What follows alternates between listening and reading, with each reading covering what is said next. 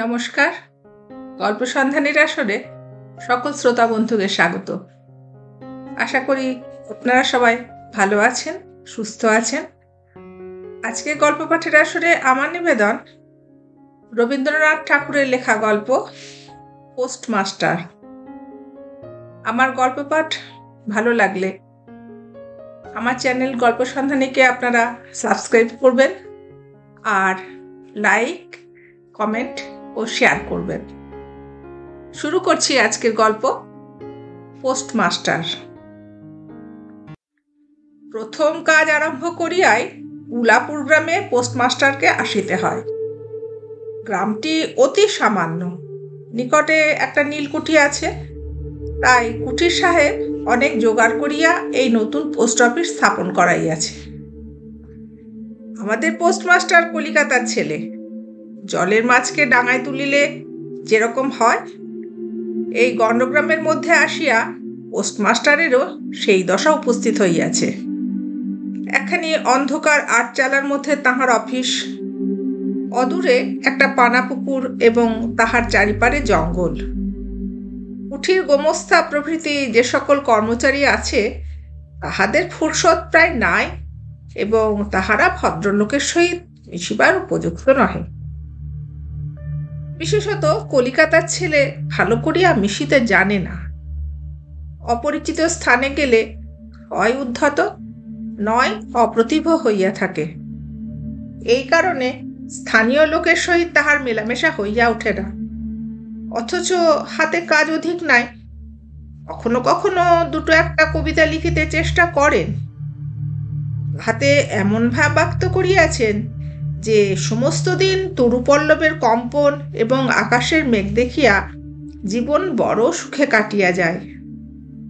কিন্তু অন্তর্যামী জানেন, যদি আরব্য উপন্যাসের কোনো দৈত্য আসিয়া এক রাত্রের মধ্যে এই শাখা পল্লব সমেত সমস্ত গাছগুলো কাটিয়া পাকা রাস্তা বানাইয়া দেয় এবং সারি সারি অট্টালিকা আকাশের মেঘকে দৃষ্টিপথ হইতে রুদ্ধ করিয়া রাখে, তাহা হইলে এই আধমরা ভদ্র সন্তানটি পুনশ্চ নবজীবন লাভ করিতে পারে।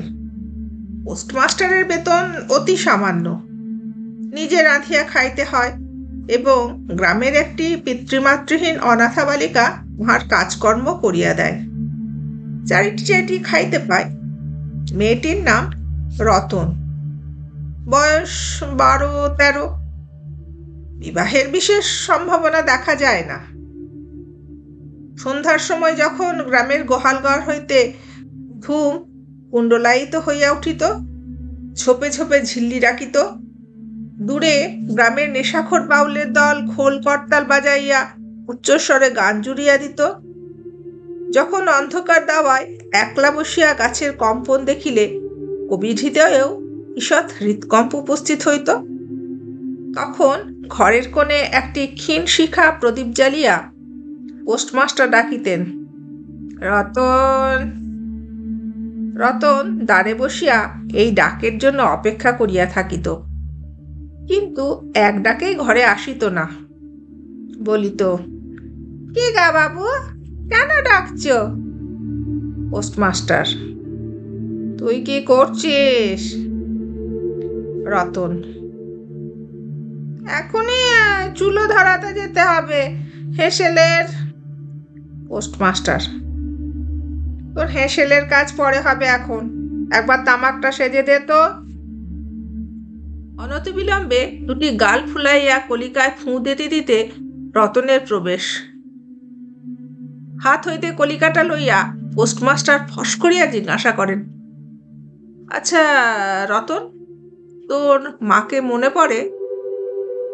সে অনেক কথা, কত মনে পড়ে, কত মনে পড়ে না। মায়ের চেয়ে বাপ তাহাকে বেশি ভালোবাসিত। বাপকে অল্প অল্প মনে আছে। পরিশ্রম করিয়া বাপ সন্ধ্যাবেলায় ঘরে ফিরিয়া আসিত। তাহারই মধ্যে দৈবাৎ দুটি একটি সন্ধ্যা তাহার মনে পরিষ্কার ছবির মতো অঙ্কিত আছে। এই কথা হইতে হইতে ক্রমে রতন পোস্টমাস্টারের পায়ের কাছে মাটির উপর বসিয়া পড়িত। মনে পড়িত তাহার একটি ছোট ভাই ছিল। বহু পূর্বেকার বর্ষার দিনে একদিন একটা ডোবার ধারে দুইজনে মিলিয়া গাছের ভাঙা ডালকে ছিপ করিয়া মিছামিছি মাছ ধরা খেলা করিয়াছিল। অনেক গুরুতর ঘটনার চেয়ে সেই কথাটাই তাহার মনে বেশি উদয় হইত। এইরূপ কথা প্রসঙ্গে মাঝে মাঝে বেশি রাত হইয়া যাইত। তখন আলস্যক্রমে পোস্টমাস্টারের আর রাঁধিতে ইচ্ছা করিত না।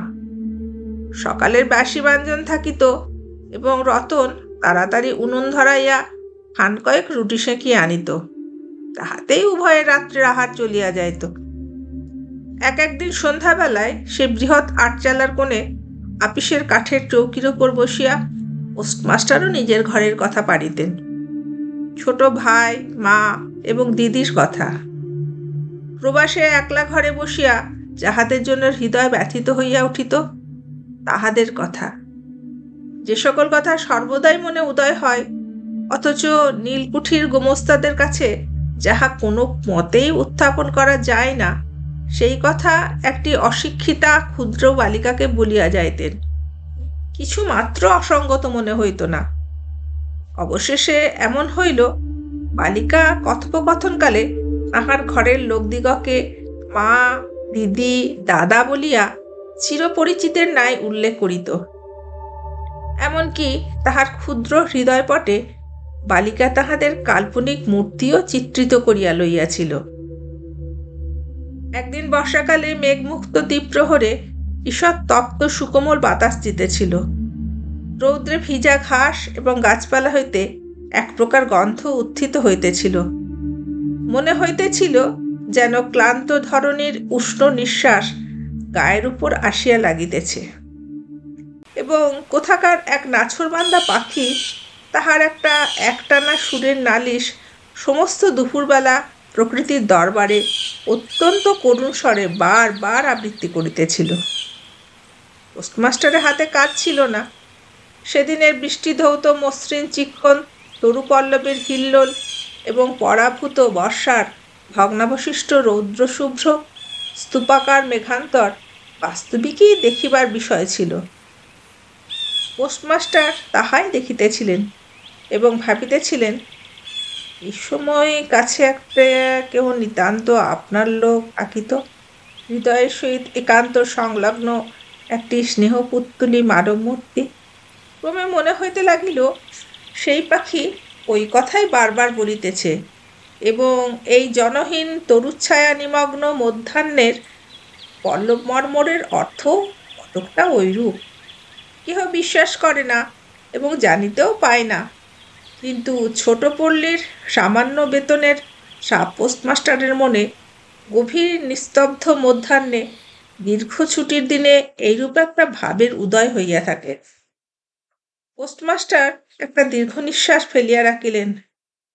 রতন। রতন তখন পেয়ারা তলায় পা ছড়াইয়া দিয়া কাঁচা পেয়ারা খাইতেছিল। প্রভুর কণ্ঠস্বর শুনিয়া অবিলম্বে ছুটিয়া আসিল। হাঁপাইতে হাঁপাইতে বলিল, দাদাবাবু ডাকছ? পোস্টমাস্টার বললেন, তোকে আমি একটু একটু করে পড়তে শেখাবো বলিয়া সমস্ত দুপুরবেলা তাহাকে লইয়া অ আ করিলেন এবং এইরূপেই অল্পদিনেই যুক্তাক্ষর উত্তীর্ণ হইলেন। শ্রাবণ মাসে বর্ষণের আর অন্ত নাই। খাল, বিল, নালা জলে ভরিয়া উঠিল। অহর্নিশি ভেকের ডাক এবং বৃষ্টির শব্দ। গ্রামের রাস্তায় চলাচল প্রায় এক প্রকার বন্ধ। নৌকো করিয়া হাটে যাইতে হয়। একদিন প্রাতঃকাল হইতে খুব বাদলা করিয়াছে। পোস্টমাস্টারের ছাত্রীটি অনেকক্ষণ দ্বারের কাছে অপেক্ষা করিয়া বসিয়াছিল, কিন্তু অন্যদিনের মতো যথাসাধ্য নিয়মিত ডাক শুনিতে না পাইয়া আপনি ভঙ্গি পুঁথি লইয়া ধীরে ধীরে ঘরের মধ্যে প্রবেশ করিল। দেখিল পোস্টমাস্টার তাহার খাটিয়ার ওপর শুইয়া আছেন। বিশ্রাম করিতেছেন মনে করিয়া অতি নিঃশব্দে পুনশ্চ ঘর হইতে বাহিরে যাইবার উপক্রম করিল। সহসা শুনিল, রতন তাড়াতাড়ি ফিরিয়া গিয়া বলিল, দাদা বাবু ঘুমোচ্ছিলে? পোস্টমাস্টার আতর স্বরে বলিলেন, শরীরটা ভালো বোধ হচ্ছে না, দেখ তো আমার কপালে হাত দিয়ে। এই নিতান্ত নিঃসঙ্গ প্রবাসে ঘন বর্ষায় রোগকাতর শরীরে একটুখানি সেবা পাইতে ইচ্ছা করে। তপ্ত ললাটের ওপর শাখা পড়া কোমল হস্তের স্পর্শ মনে পড়ে। এই ঘোর প্রবাসে রোগ যন্ত্রণায় স্নেহময়ী নারীরূপে জননী ও দিদি পাশে বসিয়া আছেন, এই কথা মনে করিতে ইচ্ছা করে। এবং এ স্থলে প্রবাসীর মনের অভিলাষ ব্যর্থ হইল না। বালিকা রতন আর বালিকা রহিল না। সেই মুহূর্তেই সে জননীর পদ অধিকার করিয়া বসিল। বৈদ্য ডাকিয়া আনিল, যথাসময়ে বটিকা খাওয়াইল, সারা রাত্রি শিয়রে জাগিয়া রহিল। আপনি পথ্য রাঁধিয়া দিল এবং শতবার করিয়া জিজ্ঞাসা করিল, হ্যাঁ গো দাদাবাবু, একটুখানি ভালো বোধ হচ্ছে? বহুদিন পরে পোস্টমাস্টার হীন শরীরে রোগশয্যা ত্যাগ করিয়া উঠিলেন। মনে স্থির করিলেন, আর নয়, এখান হইতে কোনো মতে বদলি হইতে হইবে।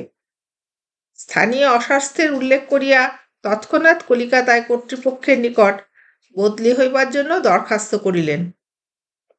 রোগ সেবা হইতে নিষ্কৃতি পাইয়া রতন দ্বারের বাহিরে আবার তাহার স্বস্থান অধিকার করিল, কিন্তু পূর্ববৎ আর তাহার কাক পড়ে না।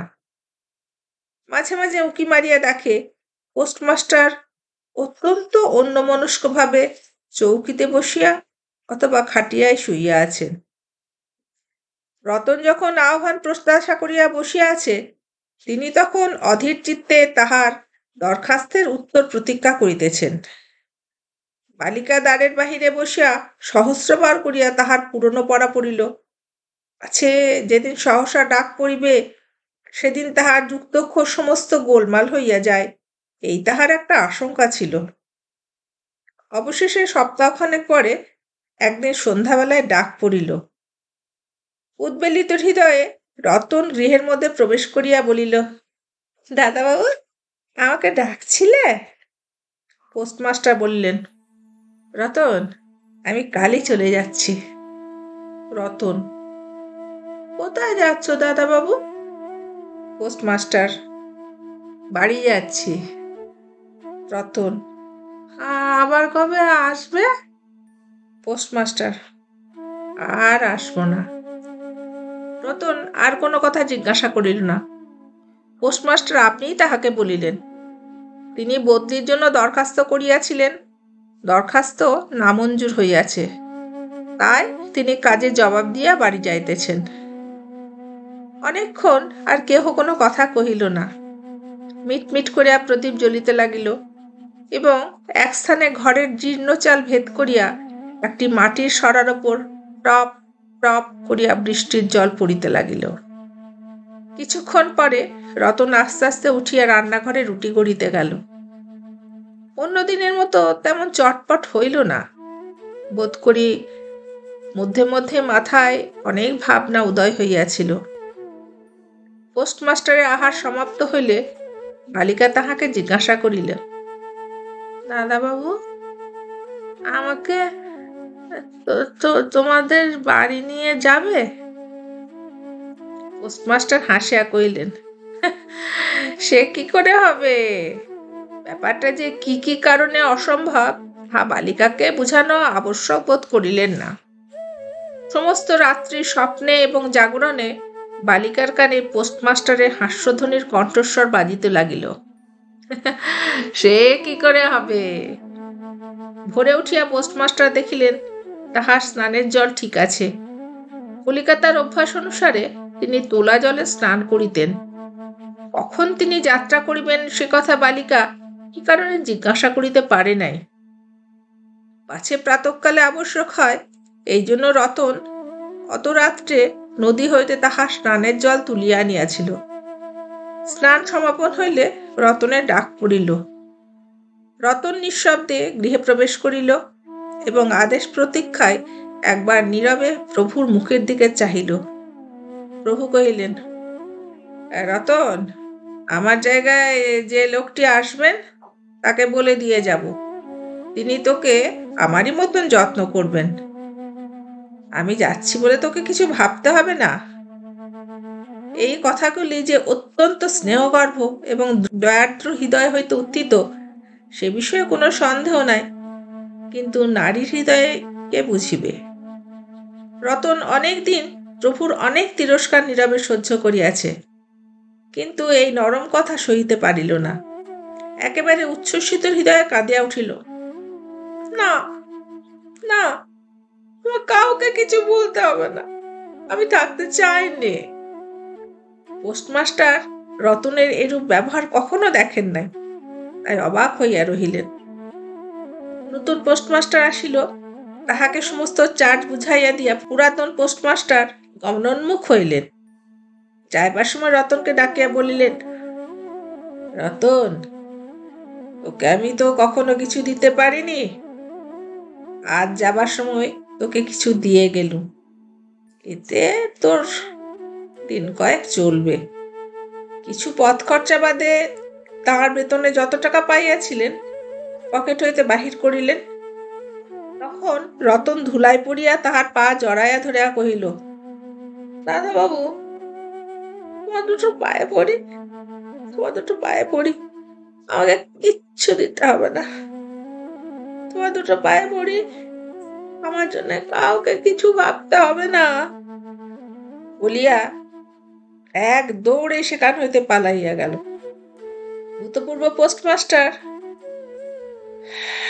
নিঃশ্বাস ফেলিয়া হাতে কার্পেটের ব্যাগ ঝুলাইয়া, কাঁধে ছাতা লইয়া, মুটের মাথায় নীল ও শ্বেত রেখায় চিত্রিত টিনের প্যাঁটরা তুলিয়া ধীরে ধীরে নৌকাভিমুখে চলিলেন।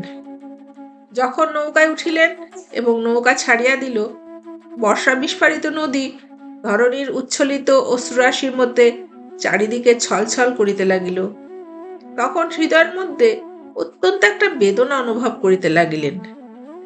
একটি সামান্য গ্রাম্য বালিকার করুণ মুখচ্ছবি যেন এক বিশ্বব্যাপী বৃহৎ অব্যক্ত মর্মব্যথা প্রকাশ করিতে লাগিল।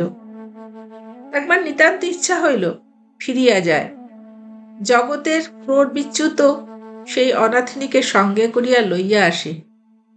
কিন্তু তখন পালে বাতাস পাইয়াছে, বর্ষার স্রোত খরতর বেগে বহিতেছে, গ্রাম অতিক্রম করিয়া নদীকূলের শ্মশান দেখা দিয়াছে, এবং নদী প্রবাহে ভাসমান পথিকের উদাস হৃদয়ে এই তত্ত্বের উদয় হইল, জীবনে এমন কত বিচ্ছেদ, কত মৃত্যু আছে, ফিরিয়া ফল কি?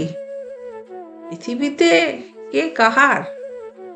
কিন্তু রতনের মনে কোনো তত্ত্বের উদয় হইল না। সে সেই পোস্ট অফিস গৃহের চারিদিকে কেবল অশ্রুজলে ভাসিয়া ঘুরিয়া ঘুরিয়া বেড়াইতেছিল। বোধ করি তাহার মনে ক্ষীণ আশা জাগিতেছিল, দাদাবাবু যদি ফিরিয়া আসে। সেই বন্ধনে পড়িয়া কিছু দূরে যাইতে পারিতেছিল না। হায় বুদ্ধিহীন মানব হৃদয়! ভ্রান্তি কিছুতেই ঘোচে না। যুক্তিশাস্ত্রের বিধান বহু বিলম্বে মাথায় প্রবেশ করে। প্রবল প্রমাণকেও অবিশ্বাস করিয়া মিথ্যা আশাকে দুই বাহুপাশে বাঁধিয়া বুকের ভিতরে প্রাণপণে জড়াইয়া ধরা যায়।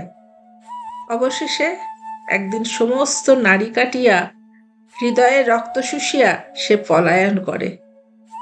তখন চেতনা হয় এবং দ্বিতীয় ভ্রান্তি পাশে পড়িবার জন্য চিত্ত ব্যাকুল হইয়া ওঠে। নমস্কার, আজকের মতো গল্প পাঠ এখানে শেষ করলাম। সকলে ভালো থাকবেন।